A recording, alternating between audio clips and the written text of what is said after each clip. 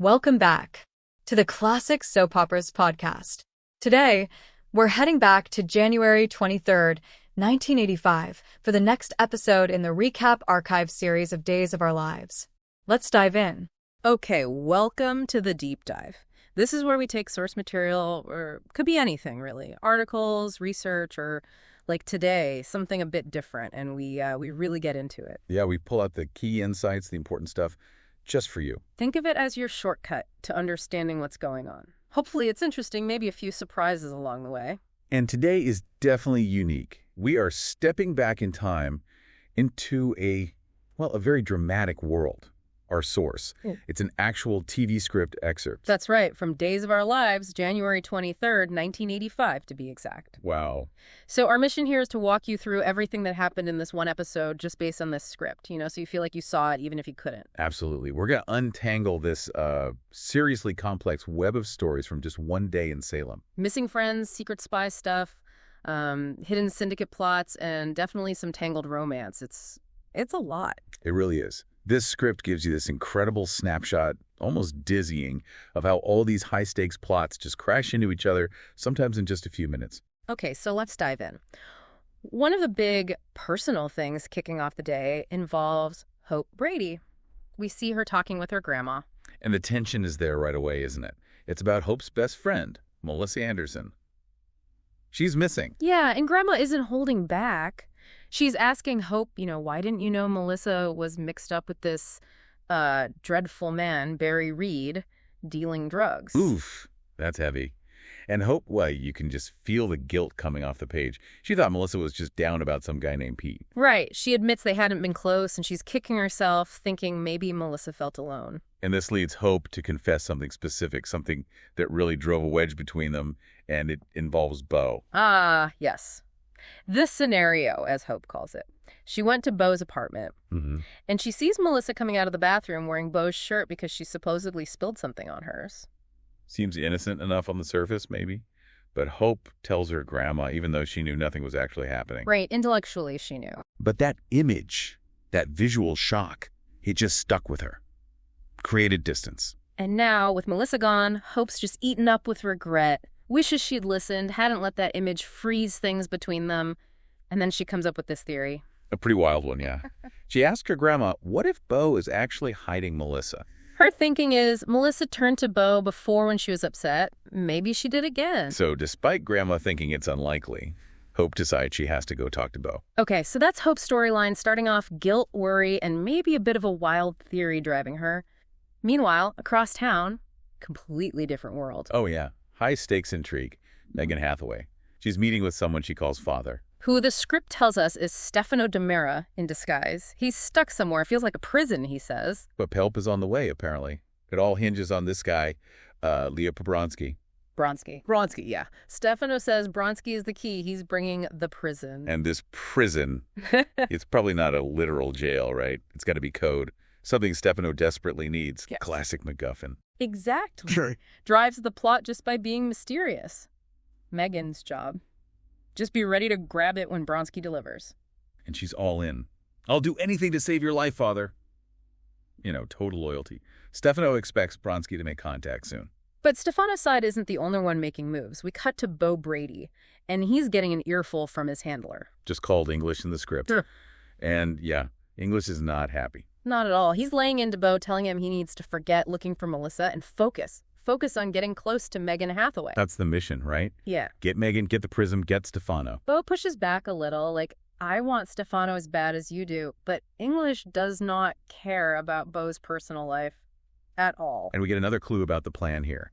Bronsky is smuggling this prison in, somehow connected to an ice show he's sponsoring. Right. And English has someone, an operative, close to Bronsky, waiting to find out exactly how it's coming in. The message to Bo is just cold. Yeah. Get your personal stuff sorted later. Job first. Emotional indulgences have no place in this business. That's the line. Brutal. And Bo, he has to agree. Reluctantly. He'll focus on Megan. It really shows the pressure he's under. It really does. Such a contrast to Hope's very personal drama. Okay, shifting gears again. Liz Chandler and her husband, Neil Curtis. They're with their friend John, and he's got what sounds like amazing news for Liz. Huge news.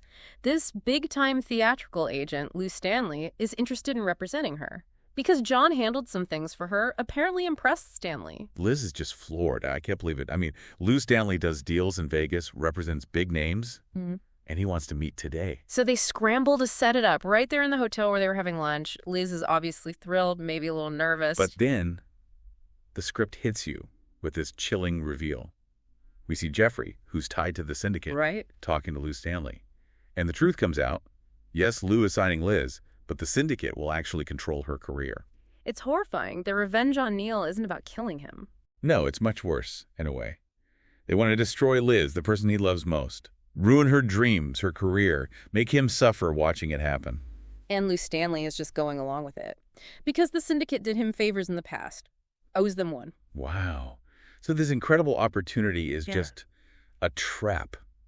A really cruel, long-term trap designed to torture Neil through Liz. She has no idea. It's classic soap opera evil. Targeting emotions, not just, violence. Absolutely devastating potential there. Okay. So now let's see how some of these threads start to connect, because it's Salem, after all. Exactly. We find Kimberly Brady and Chris Kosacek at the cafe. Kim's showing Chris her photography. Black and white photos. Chris thinks they're terrific. Technically great. But he also sees something else, right? Like a stark reality, kind of bleak. He asks her what's going on inside her head. And Kim gets a bit defensive. Mentions some self-portraits she showed Beau that maybe revealed too much vulnerability. So there's that connection to Beau again, and some hint of her own struggles. And just then, who shows up? Megan Hathaway, making the rounds. She makes a point of talking to Kim and Chris, asking about Beau, feigning concern over Melissa being missing. It feels calculated. Definitely performative. Right. Like she's trying to manage perceptions or maybe fish for info. And right on cue, Hope walked in, still looking for Beau, still thinking he might know where Melissa is. And boom, instant confrontation. Hope and Beau. It goes from 0 to 60, doesn't it? Way beyond just Melissa. Old wounds, accusations flying. Hope blames Beau for, leading Melissa down the wrong path. Beau throws it back at the guy. Hope you jump to conclusions about the shirt incident. You abandon Melissa. Then it gets really personal. Hope calls him self-centered with stupid moods. And Beau calls her a spoiled little girl, only caring about her hair and nails. Ouch. Chris Kosacek is just stuck there, watching this train wreck. Finally, he's had enough. Yeah, you can practically hear him sighing in the script. Yeah. Tells him to take it outside or call a truce. He's sick of their fighting. They agree. A truce. For now, just as the scene ends. But after Hope leaves, Beau tries to explain himself to Chris. Says Hope makes too many demands. Right, and that Megan is easier. She just takes me as I am. That's his justification. But Chris warns him, doesn't he? He's like, easier isn't necessarily better, and Megan's no sweetness and joy. Beau just brushes it off, though. Seems set on this path with Megan, maybe because it feels easier than dealing with Hope. No, there's a quick follow-up with Kimberly. Later, she's talking to Chris. But wait, context here suggests this isn't Chris Kosacek. It sounds like English, Beau's handler. Okay. That makes sense. And Kimberly, despite saying earlier, I can't do it, now tells him she will handle Bronski. She'll try to get the information. So something shifted for her. Maybe the earlier conversation, maybe her own issues pushed her into agreeing to this dangerous spy game. That seems likely.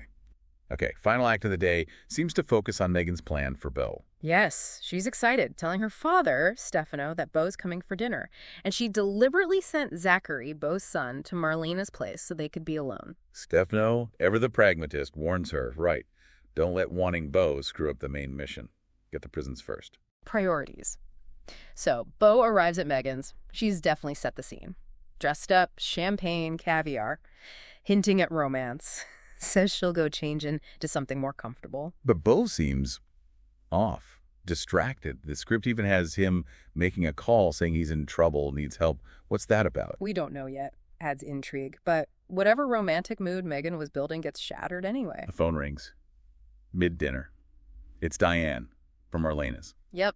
Zachary's having nightmares, wants to come home. And Beau's dad mode just kicks in instantly. He wants to go get him. Megan tries to salvage it. Brings Zach here. Let's go to your place. But Beau's just done. The spontaneity's gone. That's what he says. And leaves. Tells her to put the caviar away. Ouch again. Meanwhile, Hope gets home, tells her grandma about the fight with Beau at the cafe. And she notes Megan was there, seeming to enjoy the argument. which just fuels the rivalry, you know? And Hope reveals she knows Zach is at Marlena's, meaning Beau was having dinner alone with Megan. She feels helpless, like there's nothing she can do. It's such a perfect soap opera ending for the day, isn't it? Yeah. A kid's nightmare derails romance, maybe even a mission objective indirectly. Absolutely. So looking back at this single day from the script, it's amazing how interconnected everything is. Totally. Melissa's disappearance isn't just personal grief, it's actively hindering Beau's spy work. And Megan is using Beau's personal drama, his worry about Melissa, his issues with Hope to try and pull him closer, while juggling Stefano's huge demands about the prison. And Liz's big break, revealed as this incredibly sinister syndicate plot against Neil. Just wow. Even Kimberly, her hinted at personal stuff seems to be what tips her into agreeing to spy on Bronski. It all feeds into each other. It really is a tangled web. So our goal here was to unpack all that for you, using this 1985 script to paint a picture of everything happening on that one. Very busy day in Salem. Yeah, explaining all the twists and turns so you could follow along, even without seeing the episode itself. And I think what this day really shows is how fragile big plans can be. Ambition turns dark, old fights explode. In personal lives, yeah. Even for spies and syndicate bosses, a simple phone call, a past hurt, it can just throw everything off course. Makes you wonder, doesn't it? How much in our own lives, those moments that feel so crucial, are really just vulnerable to chance or baggage we haven't dealt with. Definitely something to think about. That's a wrap for this episode. If you enjoyed it, please subscribe and like and comment for more episodes like this. Thanks for listening.